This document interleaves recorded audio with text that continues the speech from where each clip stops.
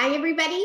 Welcome to episode 9 of In My Plant-Based Kitchen. I am Emma Lavez-LaRock. I'm a registered holistic nutritionist and a certified plant-based chef. And today is the day of the week that I invite you into my kitchen to talk about what's going on here. And I share a few nutrition tips and some information. And this week, I wanted to talk about greens. Greens are one of my favorite topics. They're one of my favorite types of vegetables. They are so important for our health. And as you can see, I have an abundance of them right here today. So I thought, perfect day to talk about them, some of their benefits, some tips around consuming them and getting the most out of them nutritionally, and of course, ways to bring them into your diet that help you to have more of them, hopefully on a daily basis. So before we jump into all of the cooking stuff and the how to make them yummy stuff and how to get them into your diet stuff, let's talk about some of the benefits.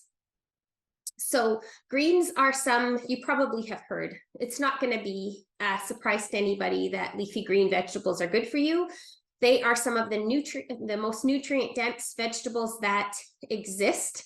They are packed full of nutrients. They're green, and so they have a lot of the other colors that I talked about, eating the rainbow and all the benefits of all the nutrients that different colors represent, and green combines a lot of those colors. So the greens have a lot of vitamin C in them, for example. They have a lot of phytonutrients that maybe we associate with other colors, but green is like a super color. So when you're eating your greens, you're eating the whole rainbow. So it's one good thing to remember. You want to make sure you're eating your greens every single day in some form or another. So, and I'm not just talking about leafy greens here, I'm talking about broccoli and your green vegetables as well. So most nutrient dense vegetable that there is, they are associated with very much associated with a lower risk of heart disease and stroke. So there was a study done at Rush University that and published in the journal Neurology that showed that eating green leafy vegetables every day was associated with slower cognitive decline. The study showed that older adults who ate at least one serving of leafy green vegetables showed an equivalence of being 11 years younger cognitively. So who does that not appeal to? So they're a really good thing to include. Some other benefits, they're a really good source of calcium, and most of them have very bioavailable calcium. So some of them, there are a few like chard and spinach that are high in oxalic acid, and that means that they hold on to their calcium and some other minerals quite hard. But most of the greens, kale and arugula and there are so many of them. Just your average salad mix greens, mesclun mix, mustard greens, all of those ones do release their calcium easily, so they're a great source of a bioavailable calcium, even more bioavailable in some situations than cow's milk. So good reason to make sure you're getting lots of them, especially if you're on a completely plant-based diet. Great source of calcium. What else? They have been associated with lower risk for colon cancer, which is a very a common kind of cancer. When activated by sunlight, the chlorophyll from greens may help to regenerate the molecule coenzyme Q10, which is an important antioxidant. They are protective against cataracts and macular degeneration. They can help to reduce facial wrinkling. They can help to improve our immune function. So take your pick. There are so many great reasons to include greens in your diet on a regular basis. So let's talk a little bit about some tips. One thing is I get asked a lot, well, should I eat my vegetables or my greens raw? I hear that when you cook them, some of their nutrients get destroyed, and that is true. But when you cook them, other nutrients become more available. So what I usually say to people is just make sure you're getting a variety. Make sure you're getting some cooked, some raw, and you'll be covering all your bases. A caution, if you're on blood thinners, and I'm sure if you are, you've heard, oh, you should be careful with your eating too many greens, for the reason that the drugs that are used for people who have clotting problems, like Coumadin and warfarin, those kinds of drugs. Those drugs work by crippling the enzyme that recycles vitamin K, which is involved in clotting your blood.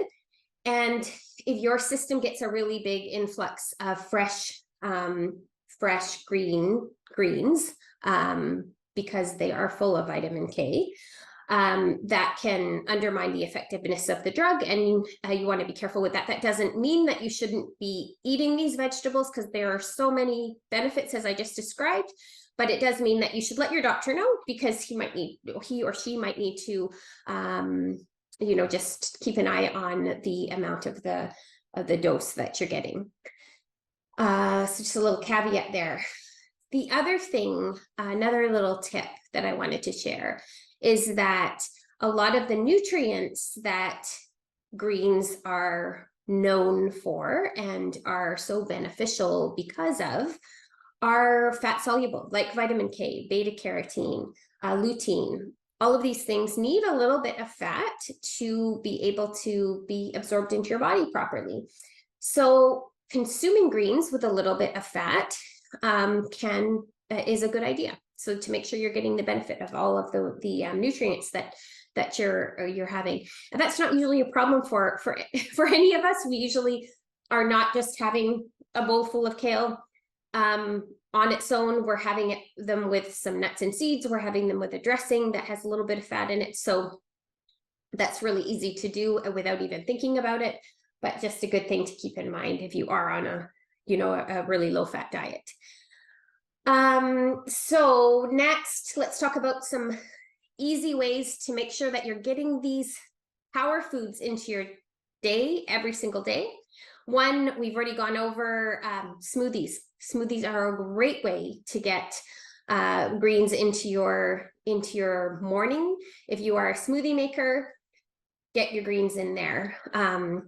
But again, I just want to remind you of something I keep bringing up because it is super important. Make sure you're rotating them all the time. Don't just get stuck on spinach or stuck on kale. All the different greens have different nutrients that are helpful, and it's really, really important to get a good variety. So switch it up for interest's sake, for flavor's sake, and for nutrition's sake. The other thing I didn't mention what I'm talking about when I'm talking about greens. So I did mention broccoli, green vegetables, but just in terms of a list. So we're talking about arugula, beet greens, collard greens, kale, different kinds of kale. There are many different varieties of kale. So all those varieties have different benefits, slightly different benefits, and good things to include. Something like mesclun mix or a salad mix, mustard greens, spinach, Swiss chard, turnip greens, carrot greens, dandelion greens. Anything green that is edible is going to be beneficial. Even things like mint, parsley, those are things that you can throw into your salad, and they're going to give you a nutritional boost as well. And mint and parsley are some of my favorite things to throw into smoothies as well, because they do add that extra bit of flavor. You can add way number 2. This is one of my favorite sort of hacks. If I haven't had a lot of greens in my day and I'm having a pasta for dinner, I will put the greens either on a bed before I put my pasta on my plate, before I put the sauce on the pasta. So the greens can be a bed for anything, for chili, for curry, for, you can throw whatever you're eating onto a bed of greens. You won't really even notice it. You'll end up getting those greens in. Great way to get them into your day. You can put them into sauces as well, of course. You can throw them into your soups, you can throw them into your sauces, cut them up so they don't become long and stringy, but they are a great thing. That's a great way to get them in as well. Adding herbs to grains. This is another favorite one of mine. Like if I'm making a big, you know, some rice, I will throw in some fresh parsley or fresh cilantro, depending on what I'm serving the rice with, or the quinoa or whatever. I'll chop up some herbs and throw those in to add. It adds, I love this because it adds color, it adds interest, it makes it look more beautiful and more appealing, it adds flavor, and it adds nutrition. So it's a win-win-win. You can include microgreens or sprouts. Those are another really powerful form of green vegetables to add. And I'm going to show you the last one. So this is one of my favorite favorite kind of sides, I guess, or adds to a bowl, or and I'll talk a little bit more about how I would use it in a moment. So I'm going to turn on my pan. I've got it cooking away here. I want to show you how quick and easy this is. What we're going to do is just a side saute of a bunch of different greens. So I went to visit a friend earlier this week, and she gave me a whole bunch of different greens from her garden. Kale, chard, different kinds of kale, more varieties. Like I said, there's so many different varieties of kale, a whole bunch of chard here. And I think there's also some beet greens. So I've got a really nice mix. You can do this with any hearty greens like this. So what you want to do is chop up some garlic. So I've just chopped up a clove of garlic. I'm going to have this as a side with my breakfast this morning. And then you can leave the stems in, but I'm going to stem my kale anyway. And you're going to want to chop these up after you've given them a wash, of course, and dried them. Just chop them up fairly fine like this. I'm going to get rid of the stems on some of the hardier stems. I think I'll leave some of the stems from the chard in though. So usually I just pile it up. I'll usually have a bowl right here. You don't have to be gentle with these at this point. You're going to be putting them right into your dish.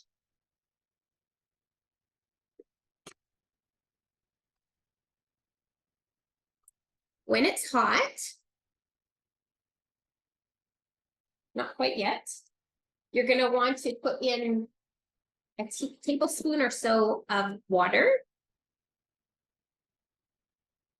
And then we're going to just saute our minced garlic, and just until it's slightly translucent.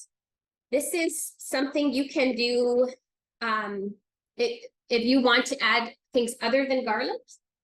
Some ideas might be some ginger is really nice. So ginger and garlic, I'll often do this.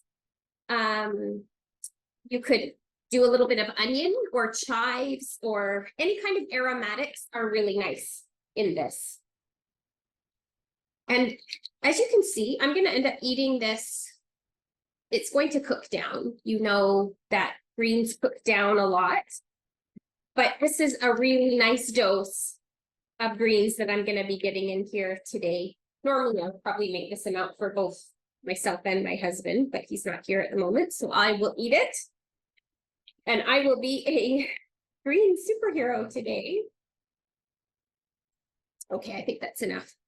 So you can either use a tiny bit of olive oil, or you can just put some water into your pan. I wouldn't recommend not using anything for garlic, because it does tend to stick if you don't have something in there to saute it with. And it's just going to take a minute or so. So let that saute. The other thing you want to have ready, so I usually get all of this ready before I start anything because it goes really quickly. The other thing you want to have ready is your liquid, which I'm using a combination of 1 tablespoon of Bragg's soy alternative, and 1 tablespoon of water. So this is going to give it a nice sort of salty flavor. Make sure you don't burn the garlic. That can ruin it really quickly.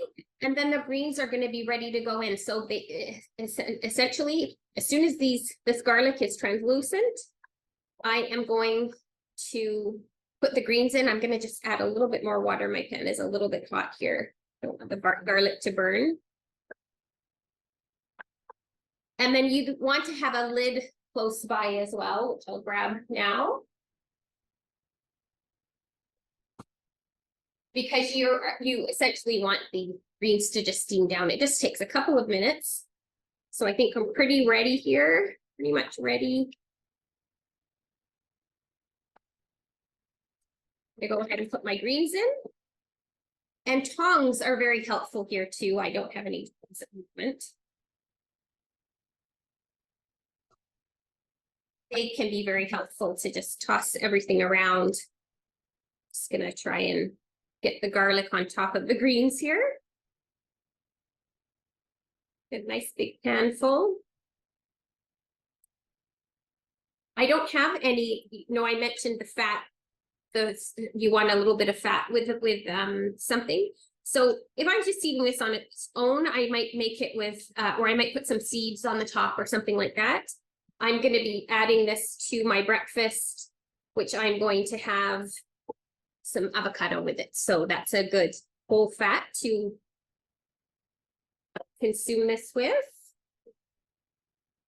If you use a little bit of olive oil or avocado oil or something at the beginning with the sauteing process, that would be enough to do the trick as well. Okay, so that is ready. And now the next step is I'm going to put my liquid in. It doesn't take very much. You don't want to make these soggy, so you don't want to overdo the liquid.